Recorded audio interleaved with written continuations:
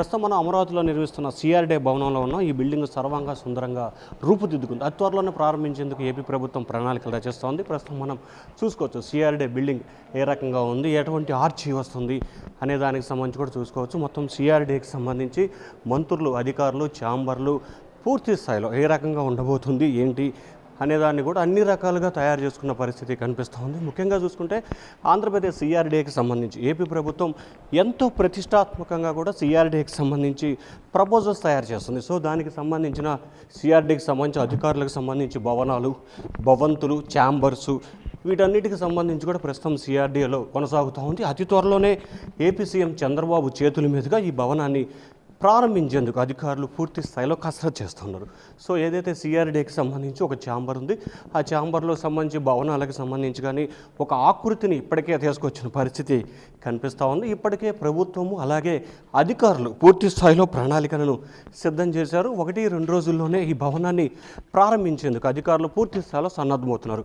ఇక్కడ విశాలమైన భవనం ఏదైతే ఒక కాన్ఫరెన్స్ హాల్ ఉంది, ఈ హాలుకు సంబంధించి కూడా సిఆర్డీ అధికారులకు సంబంధించి పూర్తి స్థాయిలో సమీక్షా సమావేశాలు నిర్వహించుకునేందుకు ప్రత్యేకంగా కూడా ఒక సిఆర్డీ భవంతిని ఇక్కడ నిర్మాణం చేశారు. మొత్తం G+5 కింద ఈ భవనం నిర్మాణం ఉంటుంది. సో దీంట్లో ప్రధానంగా చూసుకుంటే సిఆర్డీకి సంబంధించి ఏ రకంగా ఉన్నాయి ప్రస్తుతం మనం చూసుకోవచ్చు. ఇది ఒక కాన్ఫరెన్స్ హాల్గా ఉంది. సో ఈ కాన్ఫరెన్స్ హాల్కు సంబంధించి కూడా ఏదైతే సిఆర్డీకి సంబంధించి సమీక్ష కానీ సమావేశాలు కానీ నిర్వహించుకునేందుకు సమావేశాలని పూర్తి స్థాయిలో వేదికలు పోతుంది. సో ఒకసారి మనం బయటికి వెళ్తే కనుక ఇది ఫస్ట్ ఏదైతే సిఆర్డీకి సంబంధించిన భవనం, ఈ భవనానికి సంబంధించి కూడా అన్ని రకాల సదుపాయాలని పూర్తి స్థాయిలో ప్రణాళికని తయారు చేస్తున్న పరిస్థితి కనిపిస్తోంది. సో ముఖ్యంగా సిఆర్డీఏకి సంబంధించి అధికారులు పలు ప్రణాళికలను తయారు చేయడంతో పాటు భవంతులు పలు నమూనాలను కూడా పరిశీలించిన పరిస్థితి కనిపిస్తోంది. సో ముఖ్యంగా సిఆర్డీఏకి సంబంధించి ఆకృతులను కూడా ఇప్పటికే ప్రభుత్వం రూపురేఖలను తయారు చేసింది.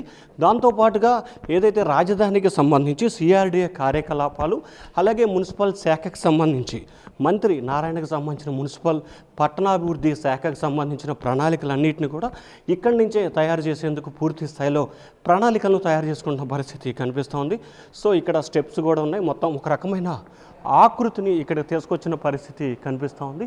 సో ప్రధానంగా చూసుకుంటే సిఆర్డీకి సంబంధించి భవనం నిర్మాణం ఏ రకంగా ఉండబోతుంది, సో ఒక రకమైన డిజైన్ని పూర్తి స్థాయిలో డిజైన్ని ప్రస్తుతం ఇది మన ఫస్ట్ ఫ్లోర్, సెకండ్, థర్డ్ అంటే G+3గా ఈ భవన నిర్మాణానికి సంబంధించి ప్రభుత్వం ప్రణాళికలను కూడా పూర్తి స్థాయిలో తయారు చేసింది.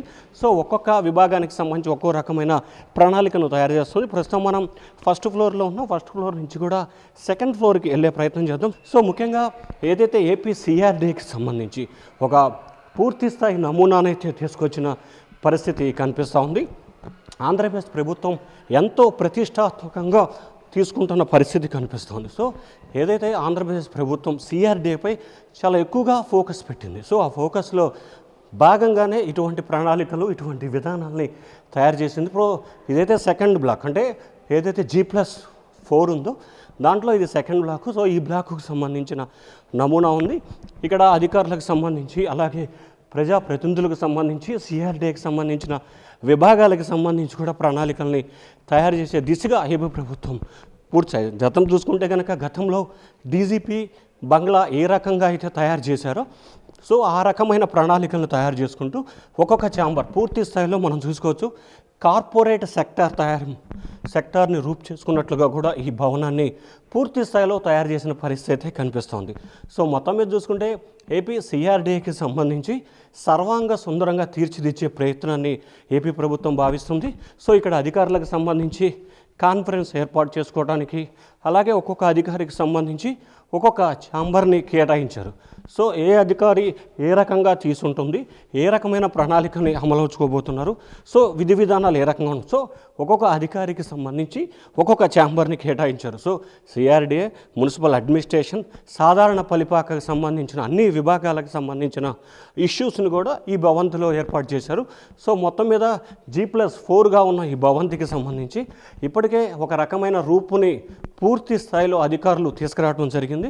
సో దానికి సంబంధించిన ప్రణాళికలు కావచ్చు లేకపోతే విధి విధానాలకు సంబంధించి కావచ్చు, సో మొత్తం మీద అన్ని రకాలుగా తయారు చేసుకున్న పరిస్థితి అయితే ప్రస్తుతం కనిపిస్తూ ఉంది. సో ఓవరాల్గా చూసుకుంటే సిఆర్డీకి సంబంధించింది మొత్తం G+3 సర్వంగా రూపుదిద్దుకుంటుంది. సో G+3 మొదటి దానికి సంబంధించి కూడా సిఆర్డీ అధికారులు, 2 మున్సిపల్ అడ్మినిస్ట్రేషన్, 3కు సంబంధించిన సాధారణ పరిపాలన శాఖ. సో ఈ 3 శాఖలకు సంబంధించి సిఆర్డీలో G+3ని ఏపీ ప్రభుత్వం తయారు చేస్తుంది. గత ప్రభుత్వం పూర్తి స్థాయిలో వదిలేసిన భవనాన్ని తిరిగి ప్రారంభించేందుకు సిద్ధమవుతుంది. వాస్తవానికి గత నెల ఆగస్టు 15న ప్రారంభించాలన్న పనులు పూర్తి కాకపోవడం మూలంగా ఈ నెలలో పనులు ప్రారంభించేందుకు ప్రభుత్వం కసరత్తు చేస్తూ ఉంది. ప్రస్తుతం మనం సిఆర్డీ భవనంలో G+3గా నిర్మిస్తున్న G+3 భవనంలో ఉన్నాం. మనం చూసుకోవచ్చు, ఒక ప్రకృతికి సంబంధించి ఒక ప్రత్యేకమైన ఒక ఆకృతిని ఇక్కడ తయారు చేశారు. గ్రౌండ్, ఫస్ట్, సెకండ్, థర్డ్ అంటే 3 ఇష్యూస్కి సంబంధించి కూడా ఒక డిఫరెంట్ ఆకృతిని అయితే ఇక్కడ తీసుకొచ్చిన పరిస్థితి కనిపిస్తూ ఉంది. సిఆర్డీకి సంబంధించిన ఫైనల్ విధి విధానాలకు సంబంధించిన పనులు దాదాపుగా పూర్తవుతున్న పరిస్థితి కనిపిస్తూ ఉంది. రానున్న వారం 10 రోజుల్లోనే ఖచ్చితంగా ఈ నెల దసరా నాటికి ఈ భవనాన్ని ప్రారంభించాలని చెప్పి ప్రభుత్వం శరవేగంగా అడుగులు వేస్తూ ఉంది. కొద్దిసేపు క్రితమే మంత్రి నారాయణకు సంబంధించి కూడా సిఆర్డీతో సీఎం చంద్రబాబు ఒక సమీక్షా సమావేశం నిర్వహించారు. ఈ సమీక్షా సమావేశంలో ప్రధానంగా కొన్ని కీలకమైన నిర్ణయాలకు సంబంధించి కూడా నిర్ణయం తీసుకోవడం జరిగింది. సిఆర్డీ 52వ అథారిటీ సమావేశం ఈరోజు జరిగింది. ఈ 52వ అథారిటీ సమావేశంలో పలు కీలకమైన అంశాలు, రాజధానికి సంబంధించి, ల్యాండ్ పూలింగ్ సంబంధించి కానీ, అలాగే భూ సమీకరణ, భూ సేకరణకు సంబంధించి కానీ ఏ రకంగా ఉండబోతుంది ఏంటి అనే దానికి సంబంధించి కూడా కొన్ని కీలకమైన నిర్ణయాలు తీసుకున్నారు. సో ఏదైతే సిఆర్డీ భవనానికి సంబంధించి 3rd ఫ్లోర్లో ఇది ఒక కాన్ఫరెన్స్ హాలు, అలాగే అధికారులకు సంబంధించిన సమీక్షా సమావేశం, ఒక్కొక్క అధికారికి సంబంధించి ఒక్కొక్క ఛాంబర్ని ఇక్కడ కేటాయించారు.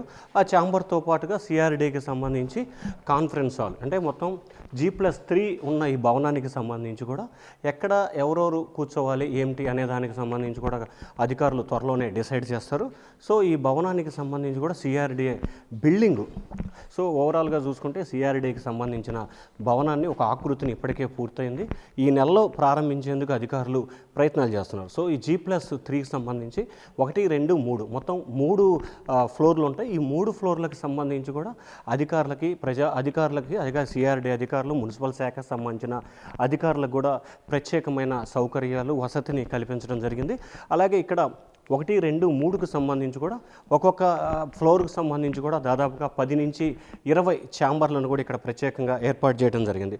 సో రాజధానికి సంబంధించిన నిర్మాణ పనులకు సంబంధించి ఎప్పటికప్పుడు అప్డేట్ చేస్తూ, అంటే రాజధాని ప్రాంతంలోనే ఈ సిఆర్డీ కార్యాలయం ఉంది కాబట్టి ఏదైతే రాజధాని ప్రాంతంలోనే ఈ సిఆర్డీ కార్యాలయాన్ని ఏర్పాటు చేసి ఇక్కడి నుంచే మానిటరింగ్ చేసేందుకు ప్రభుత్వం కసరత్తు చేస్తోంది. సో దానిలో భాగంగానే ప్రస్తుతం విజయవాడ నుంచి కూడా మంత్రి నారాయణ సమీక్షా సమావేశాలు చేస్తున్న పరిస్థితి కనిపిస్తోంది. కానీ రానున్న రోజుల్లో ఆ రకంగా కాకుండా సిఆర్డీకి సంబంధించి భవనాన్ని ఇక్కడే రాజధాని ప్రాంతంలోనే నిర్మాణం చేపట్టారు కాబట్టి ఇక్కడ నుంచే అధికారులకు సంబంధించి సమీక్షా సమావేశాలు, అలాగే రైతులకు సంబంధించిన డైరెక్షన్స్ ఇవ్వటం, ఏ అధికారులకు సంబంధించి ఏ రకమైన ప్రణాళికలు ఏర్పాటు చేయాలి, సో అధికారులకు సంబంధించి ఎటువంటి గైడ్లైన్స్ ఇవ్వాలి, అలాగే రైతులకు సంబంధించి ల్యాండ్ పూలింగు, భూ సమీకరణ, భూ సేకరణకు సంబంధించి ఏ రకంగా ఉంటుంది, సో భూ సమీకరణ, భూ సేకరణ చేయడానికి ఎటువంటి ప్రయత్నాలు చేయాలి, ఇప్పటికే రాజధానికి సంబంధించిన పనులు ప్రారంభానికి సంబంధించి ఒకవైపు పనులు కొనసాగుతున్నాయి. దాదాపుగా 70-80 వేల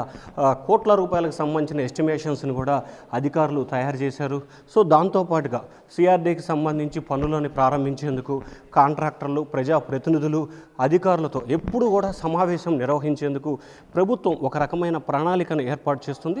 సో ఆ ప్రణాళికలో భాగంగానే ఇక్కడ విశాలమైన ఛాంబర్స్ను కూడా ఎక్కడా కూడా ఎటువంటి ఇబ్బంది లేకుండా అత్యాధునిక సాంకేతికమైన పరిజ్ఞానాన్ని వినియోగించి, ఈ టెక్నాలజీని వినియోగించి సిఆర్డీ భవన నిర్మాణాన్ని చేపట్టారు అధికారులు. సో దాంతోపాటుగా ఒక్కొక్క ఛాంబర్లో అధికారులకు సంబంధించి కావచ్చు, అలాగే సిఆర్డీకి సంబంధించిన కాంట్రాక్టర్లకు కావచ్చు, మిగిలిన వారికి సంబంధించి దాదాపుగా ఈ బ్లాకు సంబంధించి చదరపు దాదాపుగా ఎక్కువ ప్రాంతానికి సంబంధించి దీన్ని బేరేజ్ వేసుకున్నారు కాబట్టి సిఆర్డీ అంటేనే రాజధానికి సంబంధించి ఒక కీలకమైన భవనం.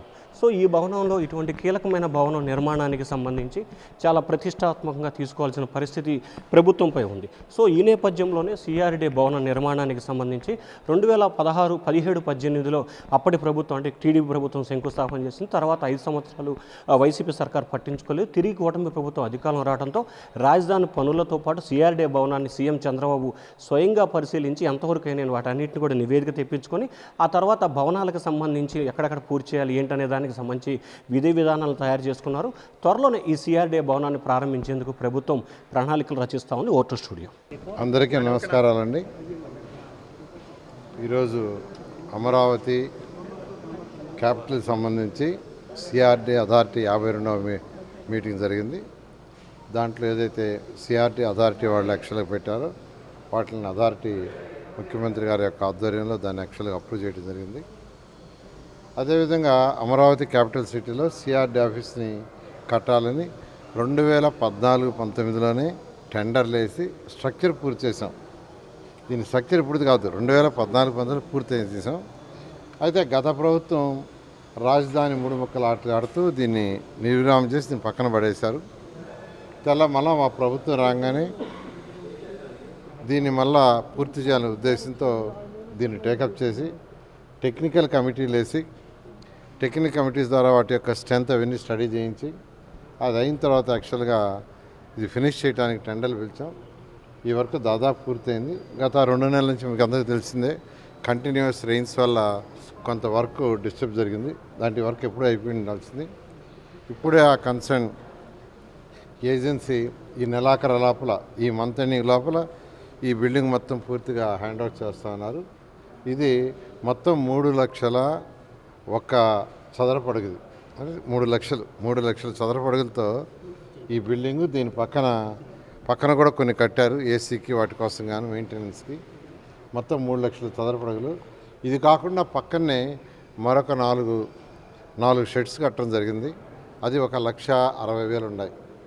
అది 1,60,000, ఇది ఒక 3 లక్షలు, మొత్తం 4,60,000. అయితే మున్సిపల్ శాఖకు సంబంధించి అన్ని డిపార్ట్మెంట్ ఇక్కడికి వచ్చేటట్టుగా డిజైన్ చేసాం.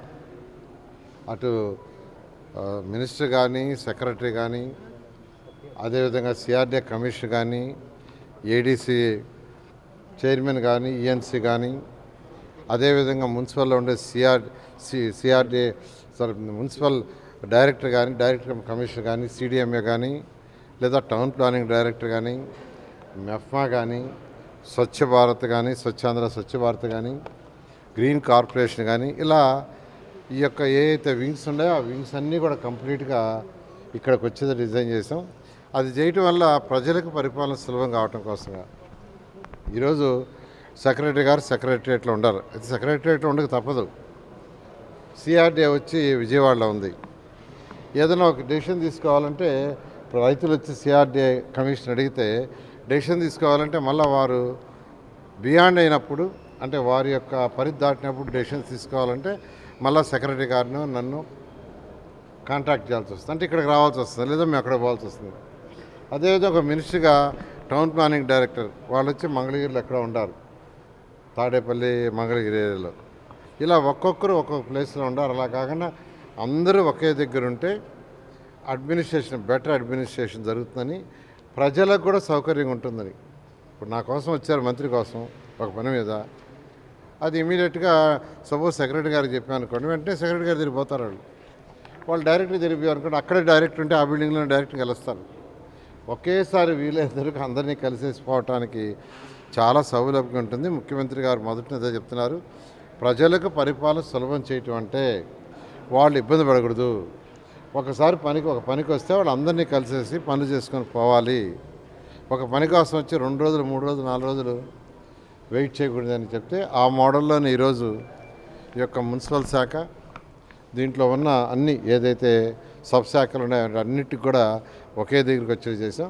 అయితే ఈ బిల్డింగ్ని ఈ నెలాఖరు లోపల పూర్తి చేస్తాను. మెజారిటీ అయిపోయింది. బిల్డింగ్లో ఫర్నిచర్ అంతా వచ్చింది. ఫైనల్ టచ్అప్స్ ఫినిషింగ్స్ ఉన్నాయి. లైట్స్ కొన్ని ఫ్లోర్లో బిగించాలి. ఫర్నిచర్ అంతా వచ్చింది. ఇది కూడా ఈ నెలాఖరు లోపల ఇస్తా ఉన్నారు. అందువల్ల ఈ నెలాఖరు లోపల మంచి రోజు చూడమని నేను యాక్చువల్గా సెక్రటరీ గారికి చెప్పాను. ఒక మంచి రోజు చూస్తే ఆ రోజు యాక్చువల్గా దీన్ని ఇనాగరేట్ చేసి అందరూ షిఫ్ట్ కావడం జరుగుతుంది. ఇక్కడికి షిఫ్ట్ అవడం వల్ల ప్రజలకు పరిపాలన సులభం అవుతుంది. సార్, రైతులకు సంబంధించి కొంతమంది ప్లాట్లు ఇవ్వడం వల్ల కూడా ప్లాట్లు అలాట్ చేశారని చెప్పి కొన్ని విమర్శలు. అటువంటి ఏదైనా ఉంటే ఇస్తే ఖచ్చితంగా స్టడీ చేస్తాం. రైతులు ప్లాట్లు ఇవ్వని వాళ్ళకి, ల్యాండ్ ఇవ్వని వాళ్ళకి ల్యాండ్ ఇవ్వటం అనేది ఉండదు. ల్యాండ్ ఇచ్చిన వాళ్ళకి ఎవరికన్నా లీగల్ ప్రాబ్లం కానీ అన్నదమ్ములు కోర్టుకు పోయిన అటువంటి ఇష్యూస్ ఉంటే అటువంటి ఆగుంటాయి. ఏదన్నా ఉంటే ఖచ్చితంగా వాటిని కన్సిడర్ చేస్తా వచ్చిన. ప్రస్తుతం సిఆర్డీకి సంబంధించి మొత్తం దాదాపుగా 9 నుంచి 11 శాఖలకు సంబంధించి సిఆర్డీ ఉన్నాయి. ఏదైతే మెప్మా కావచ్చు, సిఆర్డీ కావచ్చు, మున్సిపల్ అడ్మినిస్ట్రేషన్ కావచ్చు, లేకపోతే జేఏడీ కావచ్చు, ప్లానింగ్ విభాగం, ఇట్లా వీటన్నిటికి సంబంధించిన భవనాలకు సంబంధించి కూడా ఒక్కొక్క విభాగానికి సంబంధించి కూడా ఒక్కొక్కటి సిఆర్డీఏ బిల్డింగ్లో పరిశీలన జరుగుతుంది. ముఖ్యంగా ఏదైతే సిఆర్డీఏ భవనానికి సంబంధించి పూర్తి స్థాయిలో తుది ఆకృతులను సిద్ధం చేశారు. ఈ నెల చివరి నాటికి కానీ వచ్చే నెల మొదటి వారంలోనే ఈ భవనాలన్నింటినీ కూడా పూర్తి చేసేందుకు ప్రభుత్వం ప్రణాళికలు రచిస్తుంది.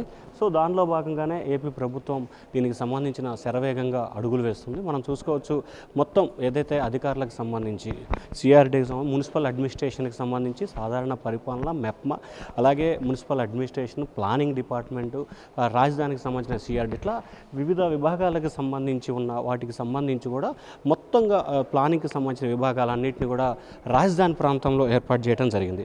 సో ఈ ప్రాంతానికి సంబంధించి అన్ని రకాల ఏర్పాట్లు ఒకవైపు కొనసాగుతూనే ఉన్నాయి. ఇంకొక వైపు పనులకు సంబంధించి శరవేగంగానే పూర్తి చేసేందుకు ప్రభుత్వం ప్రణాళికలు రచిస్తూ ఉంది. సో ఏ రకమైన ప్రణాళికలు అమలు చేయబోతున్నారు, ఏంటి, ఎటువంటి విధానాలని ప్రస్తుతం ఏపీ ప్రభుత్వం చేయబోతుంది అనే దానికి సంబంధించి కూడా మంత్రి నారాయణ అధికారులతో ఒకవైపు సమీక్షా సమావేశాలు, మరొక వైపు ప్రణాళికలు రచిస్తూ ఎప్పటి వరకు పూర్తవుతాయి, పనుల స్థితిగతులు ఏంటి, అలాగే పనులకు సంబంధించి ఎన్ని రోజుల్లో పూర్తవుతాయి, ఏ పొజిషన్లో ఈ పనులు ఉన్నాయి ఏంటి అనే దానికి సంబంధించి కూడా పూర్తి స్థాయిలో సమీక్షలు, సమావేశాలను కూడా కొనసాగిస్తున్న పరిస్థితి.